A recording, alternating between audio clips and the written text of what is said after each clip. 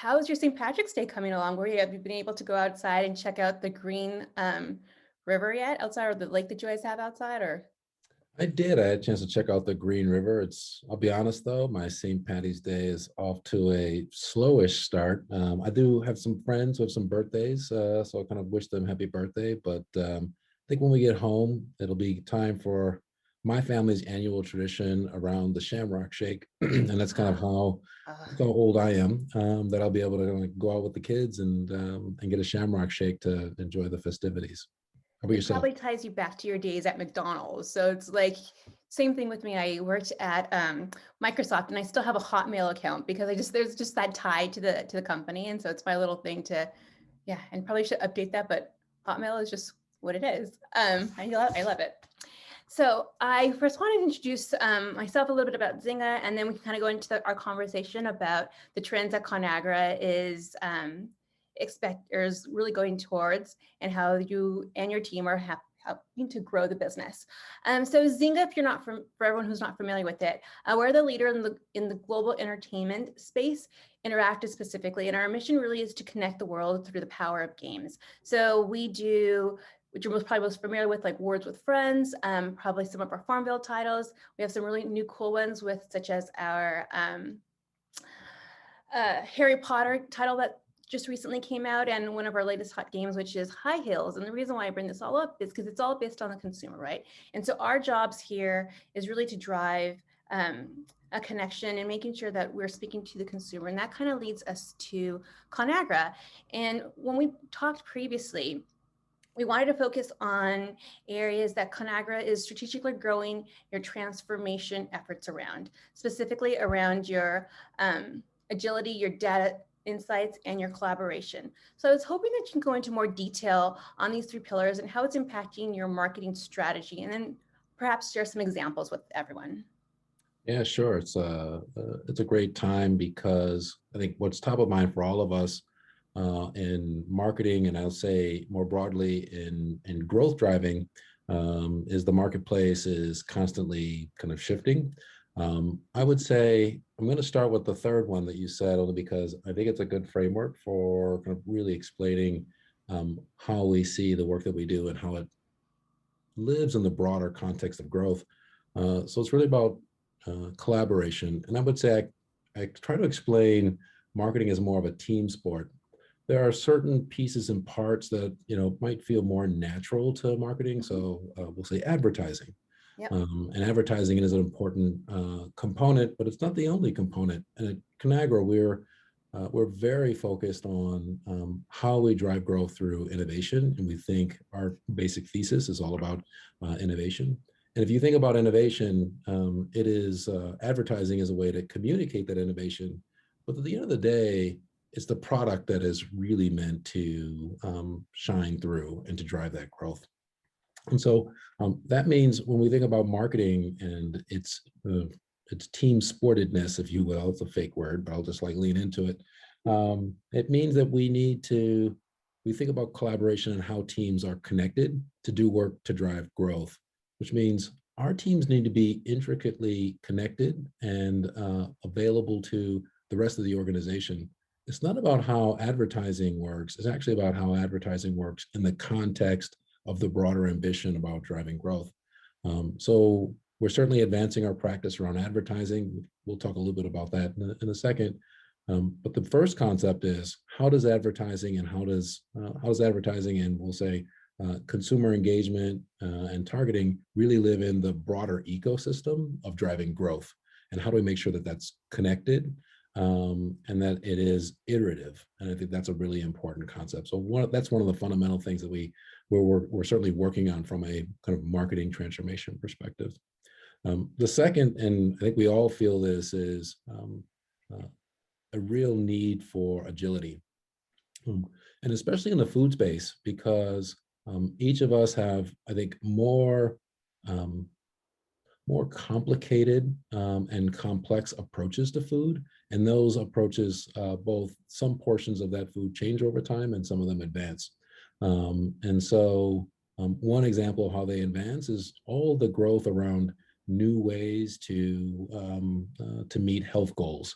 And it began in the early days around calorie counting and watching your fat, and has grown into keto and Whole30. And actually had a good conversation today around Whole30 with the executive team. And this is constantly changing and updating and growing and becoming more and more relevant in the places where consumers are looking for food solutions.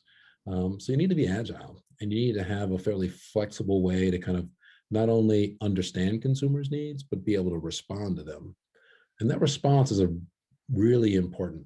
And that leads us to the third component, which is really around data and insights. And it's probably not the right words. And I think when we articulate the words around data and insights, oftentimes it's about KPIs and benchmarks and those things, and digital data.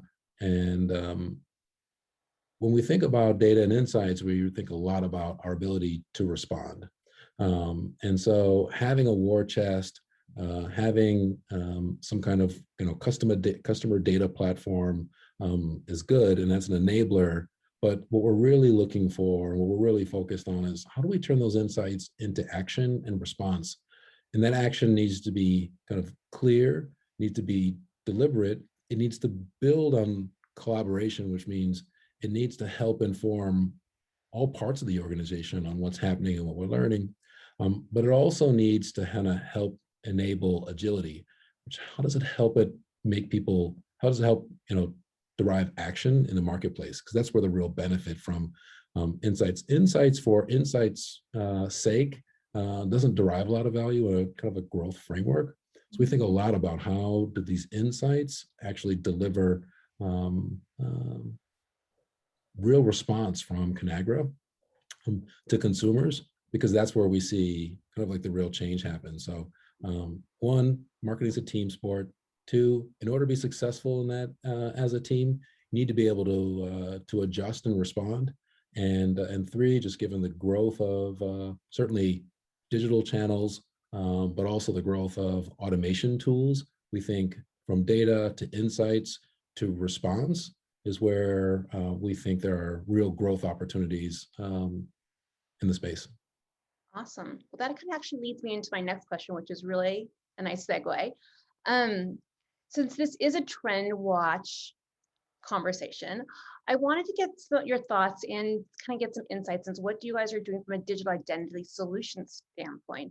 What innovations are you guys exploring, embracing, such as cryptocurrency, NFT, even blockchain? And then how are you looking to utilize these technologies, not only to own your own data online, but also to help benefit your customers? Yeah, I'll kind of take that in two parts. For us, all the work begins with consumer behavior and consumer insights. I think most folks have kind of moved past this, but we're pretty serious that we see kind of traditional demographics or other types of kind of ways to target consumers. We see that as not as successful in kind of helping us drive growth. So we're really focused on behaviors, 100%. And that's kind of where we begin.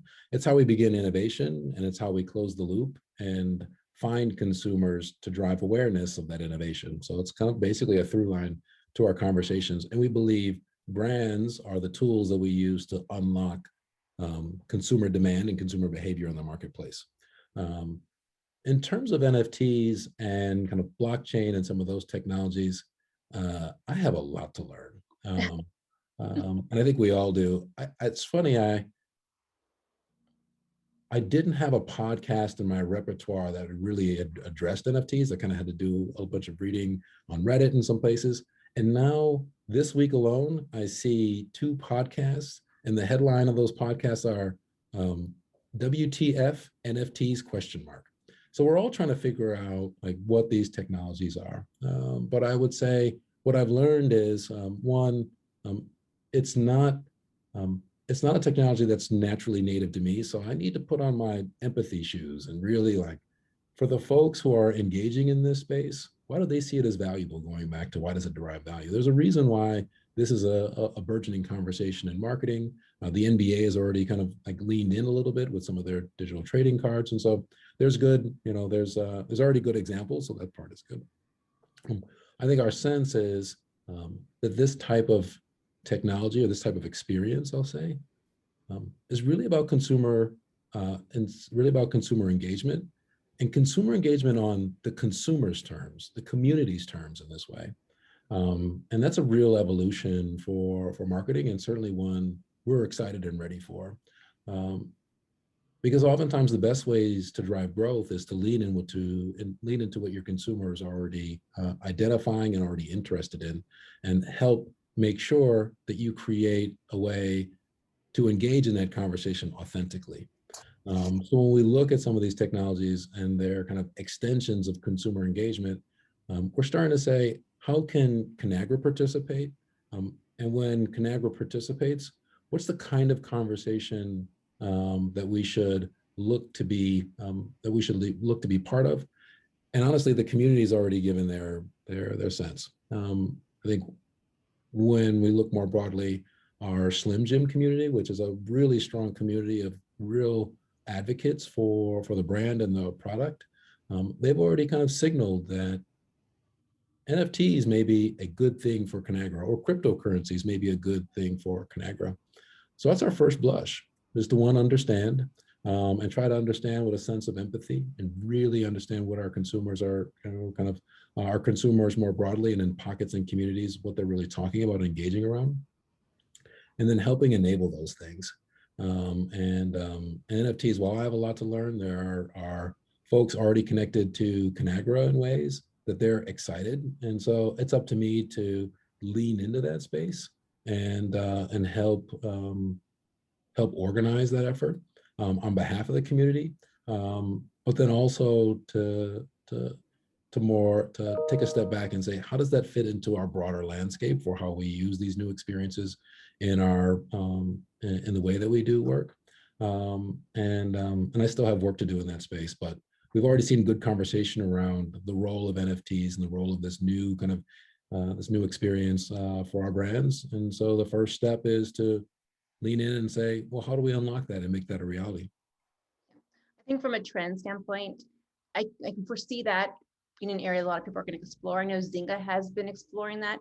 Now, if we activate it and when we do it, it's going to be a different story. But I think it's exciting. It's an exciting new world, and how we can all utilize it is something we can only hope that will benefit everyone as a whole.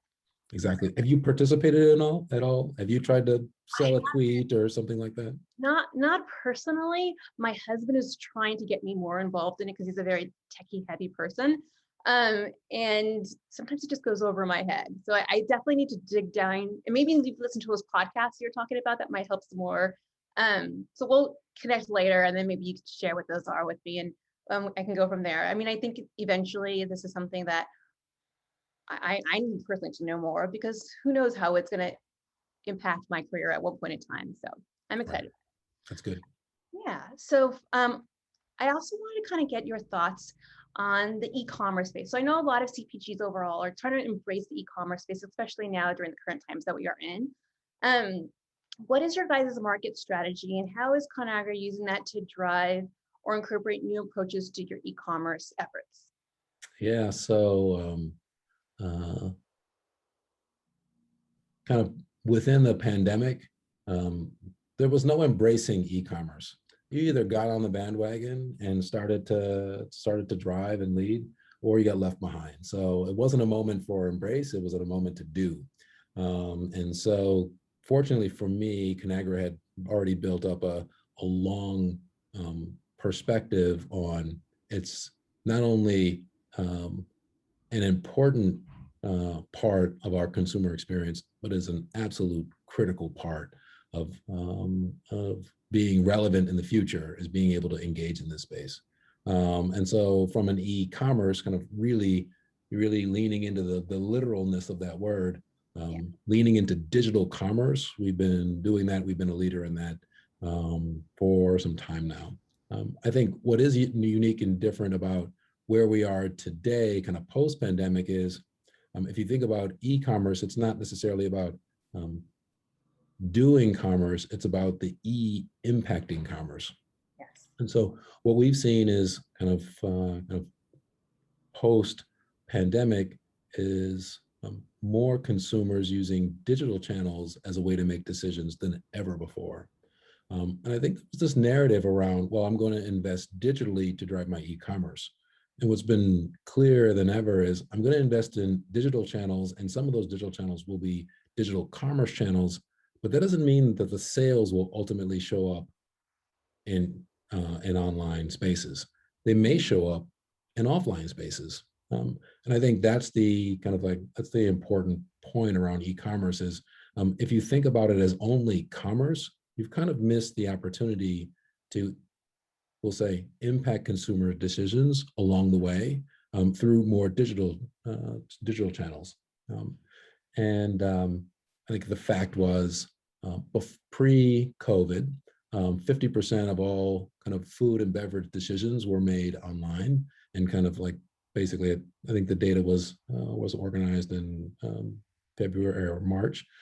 70% of all consumer decisions were now made online, which means your ability to connect with consumers and engage with them is even more critical in digital now than ever before, and not because it's connected to a digital commerce solution, but because it's the beginning and end of all commerce. So we think about it that way.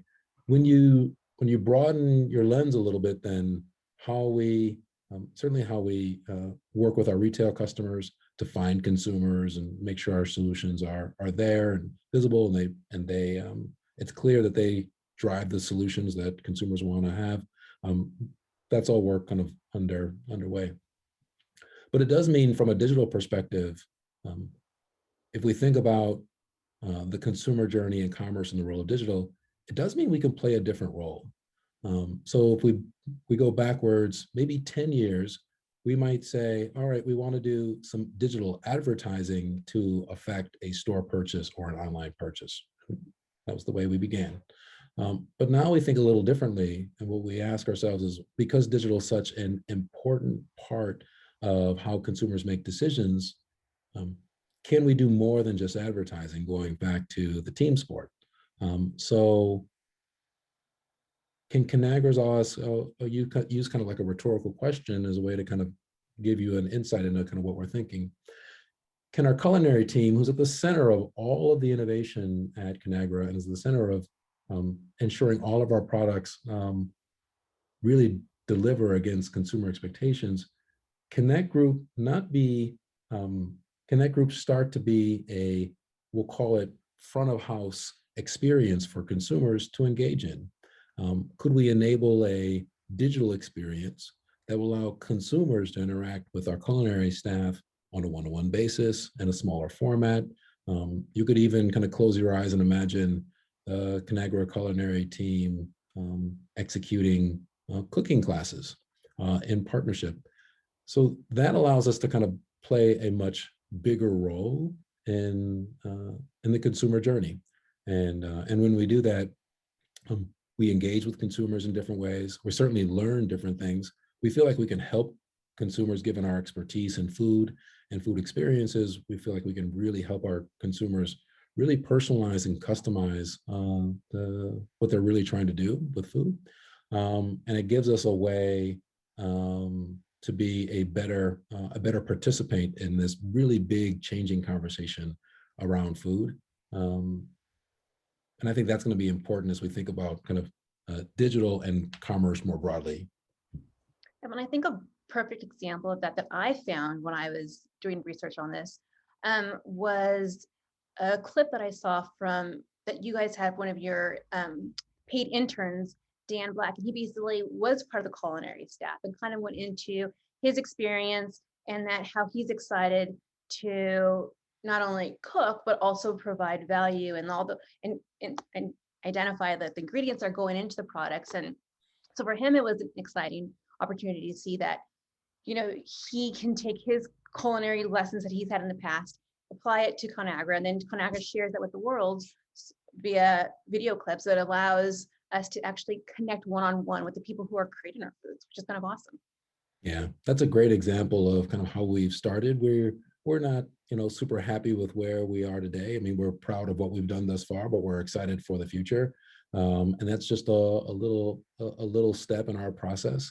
But we definitely feel that we have a lot more to offer in this new digital world to consumers to help them really get the best solution for their food needs. And we think we do that better than anybody else. Well, I'm happy with your products. I know for me, the Marie Callender's chicken pot pie, hands down, one of the best things I've ever eaten, especially now, like that when you're with the colder weather and being at home all the time. I want something that's just that comfort food. But with the brand recognition that I had when I was growing up in Southern California and going to Marie Callender's brought back a lot of memories with the family. And so having that is just, it's just a nice experience. Um, and that's actually kind of goes into the whole consumer journey question that I kind of want to touch upon next. I know you guys are, if you could describe your consumer journey and how you're embracing that meaningful experience that's taking place along every single touch point, and explain how you guys are accomplishing this. Yeah, we've had to take a step back on this. I mean, the consumer journey is more and more nuanced and complicated. And then Conagra's ambition is to be a stronger participant in that journey. In terms of kind of media and some of the traditional marketing stuff, we're finding better roles for our channels. We're really clear about what is the role of this channel within, again, going back to the team sport idea, what's the role of this channel in this conversation, in this journey with consumers. And so we're fairly pragmatic in that way in terms of really defining the role and what this channel can help us accomplish in this space. I think the thing that we talk a lot about, though, is what's the experience we can enable with this channel. Oftentimes channels are seen as kind of conduits for content, if you will. So we'll say advertising content, and that's a perfectly good place. We do that work too. Like, that's important. But then we think a little bit about, well, beyond advertising, how do we derive more value in this channel? How do we do more things? And it starts to lead into kind of consumer experience or experience design, which means it's the coming together of both the channel as well as the message, and even in some cases where we have more control over the functionality, how does that come together to really kind of like produce value? And so it's really that mashup of both of the consumer journey being clear. There are channels, there's capabilities, and then at the end of the day, there are experiences we want to enable. And sometimes those experiences are rather flat, which is, hey, don't forget, Marie Callender's is a great pot pie. In other cases, and I'll kind of go on the illustrative side, in other cases, we'll want to say, how would you turn the Marie Callender's pot pie into a plant-based chicken pot pie? And how do we enable that easily and seamlessly? Both if you wanted to make it, and you could basically make that pot pie yourself from a plant-based perspective with Conagra products, or are there other solutions that we might boot up to make to show people, like, if you love that chicken pot pie and you're trying to stay on your Whole30 or your plant-based diet, here are ways to do that, and here are ways to do that really easily to make it super seamless, super intuitive for consumers. Instead of saying we have a chicken pot pie and we have a meatless version, how do we enable that kind of connection and a little bit of that experience for consumers so they can do that and they can play in that way? And that allows, I think that for us goes back to, again, how we're driving growth, as well as how we're really being mindful of, at the end of the day, that there's a consumer at the end of this experience, and advertising is perfectly well and good. But the new model is really about how you're deriving value and how you're using experiences to put yourself in a place where you create value for consumers that ultimately helps your solutions shine above the rest. Which is, for me, as a mom of twins that are 4 years old, I want to make sure that I'm trying to give them the healthiest food options possible. And being able to maybe take some of your dry good products and then create my own version of them, so I actually know physically what's going into stuff, is important to me. So I think the approach that you guys are taking beyond just standard media to drive sales is actually going the next step further, which is really nice to hear. Although this is going to be a media question, because I'm in media, I feel like this is something that, as the moderator, I kind of wanted to get information from you guys on. But as you see consumers changing their media consumption, specifically now with everyone staying at home and maybe not being on the subways as much as getting ads that way or out of home so much, what areas are you focusing more on your growth to enable, and how is that strategy developing? And then also too, what new mediums are you exploring? Is it gaming, which Zynga does, or is it more social? I know you talked a lot about digital, so I'm assuming digital has a larger presence. And then what percentage of that, if you don't have to give percentages if you don't want to, but is more of your traditional media, and how does that still play a role in this new digital focus strategy that you guys are looking towards? Yeah, so from a digital perspective, we're well on our way. We've been doing that for a number of years. We've been pretty clear about really moving intentionally in digital, even being a thought leader and front runner in moving our spend in those places. There are kind of in the media world, there are some real interesting things happening that we all have to respond to. The first is basically the growth of what we call our customers or retail media platforms. So the Walmart.coms, the Target.coms, the Roundel platform. Those are now media channels for all intents and purposes. They're super close to the purchase. They enable different levels of we'll say media specificity, different capabilities. Different platforms have different levels of maturity, different levels of targeting, all those kind of things. So you have to work through that. So not only is the space moving, but it's nuanced and complicated and is directly connected to our customer relationships. So it's part of that kind of conversation. On the other side, we'll say on the TV side, all of us are experimenting at home with, I wonder if that Apple Plus thing is going to be good. Let me try HBO Max. Longtime Netflix subscriber. Disney Plus is another one. Plus is another one, sure, for your family. So we have consumers kind of making this change, and some of these platforms are not ad supported, but many of them will be soon, or they'll start to migrate with experimenting in that space. So we kind of have tension on both sides of the fence. In terms of how are we going to be able to find consumers and reach them in a way that's efficient, but also effective, all tied back to the kind of changing nature of the space.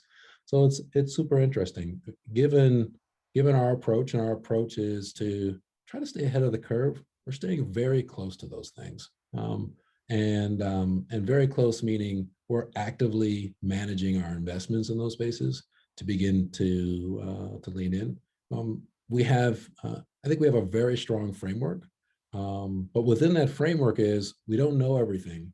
So going back to agility and the role of data and insights, how do we learn? How do we create spaces in those platforms to start to learn? I can't say enough about the real need, and when you're in the middle of these kind of environments, real learning is going to be important. And not learning like kind of throwing, kind of big obtuse questions out there, but being clear about how are we deriving hypotheses, how are we setting up tests and enable those tests, and then how are we learning from those tests, and how does that feed back into our process? Going back to, a little around agility. So we think a lot about that, and we're actually in those spaces doing just that. We're actually experimenting with how these new tools allow us to do advertising and some of the media work that we've always done. The last piece that I'll build on is we're thinking a lot about what does the world look like in a cookieless future. And again, no strong answers, but a real place where we're spending a lot of time learning, and we're going to start to enable. We're going to start to adjust our strategic plan, and we're going to start to we're going to have to lean into this new world, this new opportunity, in the same way we've done all these things, which is how do we understand it? How do we understand its impact on our business? And how do we organize what we know, what we believe? And then how do we create space in those places where we don't have a strong insight or consensus around how do we create the right kind of opportunity to set up hypotheses, to do some learning, to do some tests, and to advance our strategy more broadly. It's a complicated place. It's happening super quickly, so just got to embrace it that way and treat it as an opportunity to learn and grow, I guess, at the end of the day. I think what makes me feel a little bit better, especially with, the cookie going away, is that it's not just me and it's not just you, it's everyone having to deal with this. So there's going to be hiccups, but I think the community's strong and we can figure this out. And and if there's always, information if you want to IB or something, that's always going to help you and help guide everybody. So I agree. it's one of those things too. It's exciting in a certain sense, scary at times, but we'll all get through it. For sure. And it's the nature of work these days. I don't know if it was ever not the nature of work. It just probably feels like it's faster, it's harder, it's stronger, it's more complex. Maybe it goes back to that old book, VUCA, volatile, uncertain, complex, and ambiguous. Awesome. So I have one question for you. It's a surprise one because we have nothing we really talked about before. You have so many amazing brands, and I kind of mentioned what my favorite was. Out of all your brands, is there something that you have to go to? Like, what is your guilty pleasure? Is it the Slim Jim? Is it like the popcorn? Like, what is your guilty pleasure? Yeah, I have, man, I would say for me, there are two brands and two products that have a really strong connection to me personally. And one is Slim Jim. At the end of a tough day on my way home, I like a snack. I don't know why. I don't know where it came from, but I like a snack. And my go-to is Slim Jim. I like a spicy version, so I'll get try to find the Tabasco version or the best spicy version I can. But I really like Slim Jim, and that's my daily guilty pleasure. I don't even know if it's guilty so much, but it's my daily pleasure. So at the end of the day, I go get a Slim Jim, and that makes me feel like it helps me close the day. Nice. Well, I think for a Slim Jim, it's one of my favorites too. Just because when I at a point was doing like a high protein diet, that was like the perfect thing. So I was like something that I absolutely loved that I could actually eat. So it was really exciting. Oh yeah. I think we should go into questions because they're rolling in right now. So Great. let's start off. This is an anonymous one. How should older brands gratefully enter new technology spaces? For example, TikTok or esports, things along those lines. I mean, it kind of depends on the context and the brand. And you can always show up from an advertising perspective and maybe see what happens. But I think the best thing to do is to participate as an observer in those spaces and see what other folks are doing and really understand those communities. What always gets lost when we turn channels into advertising places is we forget that the first ambition and what people feel in social is it's a social space.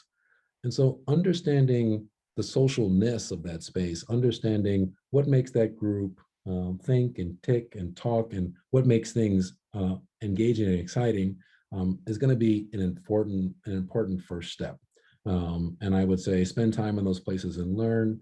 And then from there, create space between, well, this is how we normally do things, to this is maybe what we could do, or this is what we might look like given this is the expectations in this space.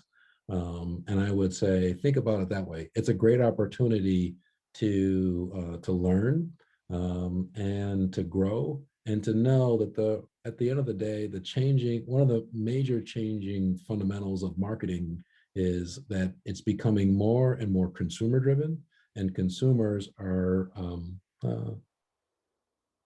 smarter about when brands are showing up in an advertising kind of way, and it pushes them away.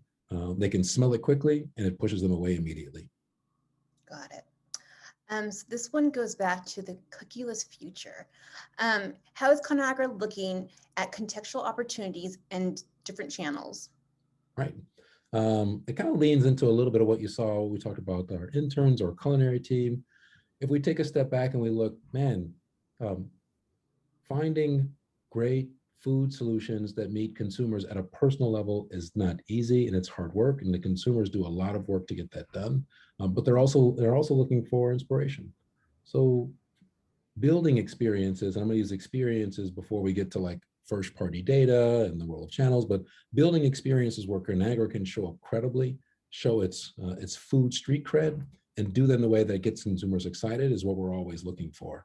And so one of the best examples I think that we have kind of cooking right now, I'll use that term intentionally, is thinking about how our culinary team can deliver value more directly to consumers in a way that gives consumers the confidence they need for the meal solutions that they need to provide for themselves and their families.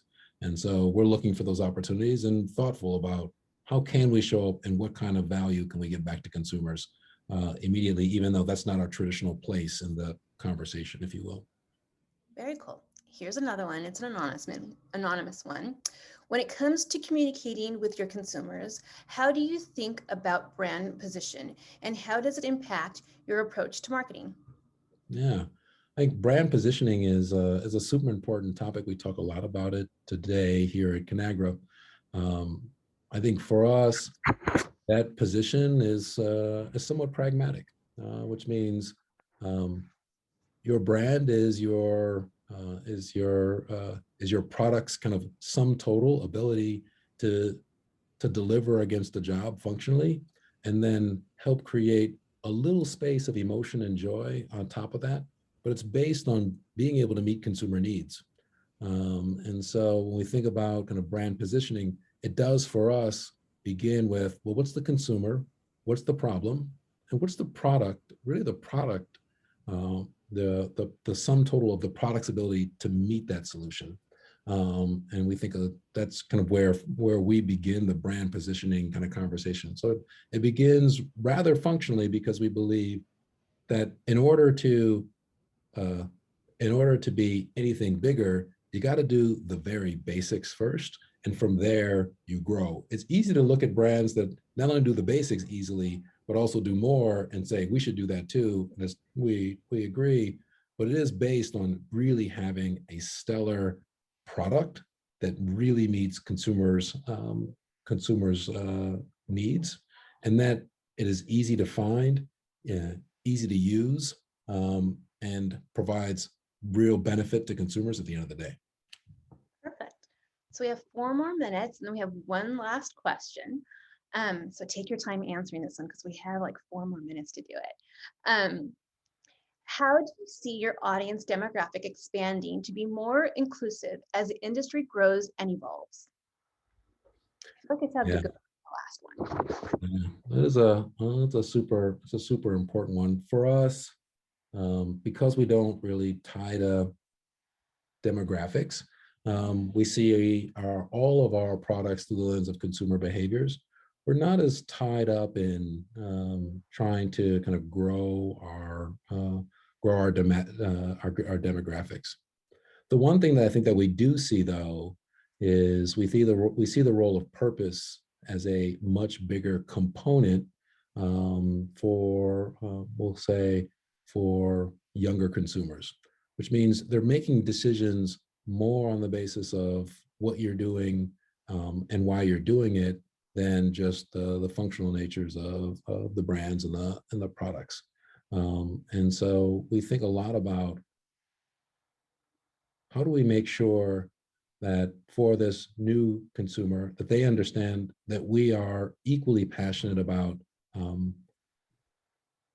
how we show up in the marketplace more broadly. How are our ways of working helping to build a sustainability narrative? How are we contributing in that conversation, in that space? And it's becoming a much bigger part of what our consumers expect from Conagra. So we're working on that. And we think a lot about that. That's how it's kind of how we're advancing who we're talking to and what we're saying to those consumers, because going back to kind of consumer behaviors and needs, it's becoming a need that's growing in scale and importance for younger consumers. Awesome. That's a great question. Hi there. I'm sorry. I know I'm not Lauren. I'm Annie. I realized I was like, surprise, it should have been Lauren, but it's me. Thank you guys so much for